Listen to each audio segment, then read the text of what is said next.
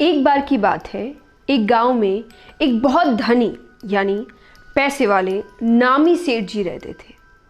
उन्होंने एक बहुत सुंदर बड़ा सा मंदिर अपने गांव में बनवाया। मंदिर की पूजा के लिए पुजारी जी रखे गए। मंदिर के खर्च के लिए बहुत सी जगह, खेत और बगीचा यानी गार्डन मंदिर के नाम लगाए। उन्होंने ऐसा मैनेजमेंट किया कि कोई भी दीन दुखी या गरीब मंदिर में आए तो 2-4 दिन रह सके। उसके खाने का इंतज़ाम हो, रुकने का इंतज़ाम हो, दर्शन करने का इंतज़ाम हो, सब कुछ हो। अब उन्हें एक ऐसा आदमी चाहिए जो मंदिर की संपत्ति को मैनेज कर सके और सब काम को ठीक से चला सके। सबको पता चलता है तो बहुत से लोग आए उनके पास, अपने अपने बारे में बताते, अपनी तारीफ करते, हमने ये किया है वो किया है, ताकि उन्हें काम मिल जाए। पर सेठ जी सबसे कहते कि मुझे एक भले आदमी की तलाश है। जिस दिन मुझे वो भला आदमी मिल जाएगा मैं उसे ही काम पे रखूंगा।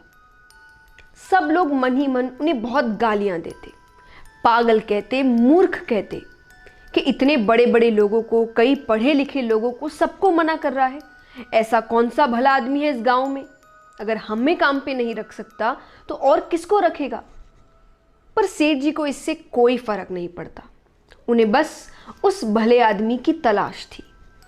रोज लोग सुबह मंदिर के पट खुलने के बाद मंदिर में दर्शन करने आते और सेठ जी उसके छत पर बैठकर सबको देखते रहते। एक दिन एक आदमी मंदिर के अंदर आया। उसके कपड़े थोड़े फटे हुए थे, मैले थे, ज़्यादा पढ़ा लिखा भी नहीं लग रहा था। सेठ जी ने उसे कुछ देर तक देखा, फिर उसे ऊपर बुलाया। वो ऊपर आता है। सेठ जी कहते हैं, क्या तुम मेरे मंदिर का काम संभालोगे? अब वो आदमी आश्चर्य में, बिल्कुल शॉक्ड। वो कहीं मैं तो इतना पढ़ा लिखा नहीं। सेठ जी ने कहा, मैंने कहीं भी नहीं बोला कि मुझे एक पढ़ा लिखा आदमी ही चाहिए। मुझे एक भला आदमी चाहिए जो तुम मुझे लगते हो। आदमी ने कहा, ऐसा क्यों? आपने ऐसा क्या मुझ में देख लिया?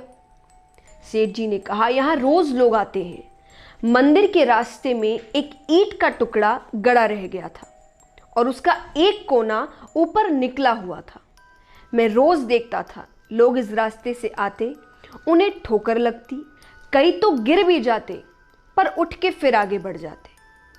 तुम्हें उससे ठोकर तो नहीं लगी, फिर भी तुम्हारी नज़र पड़ते ही तुमने औजार लाकर पहले उसको अंदर किया और उस ज़मीन को बराबर किया, फिर मंदिर के अंदर गए।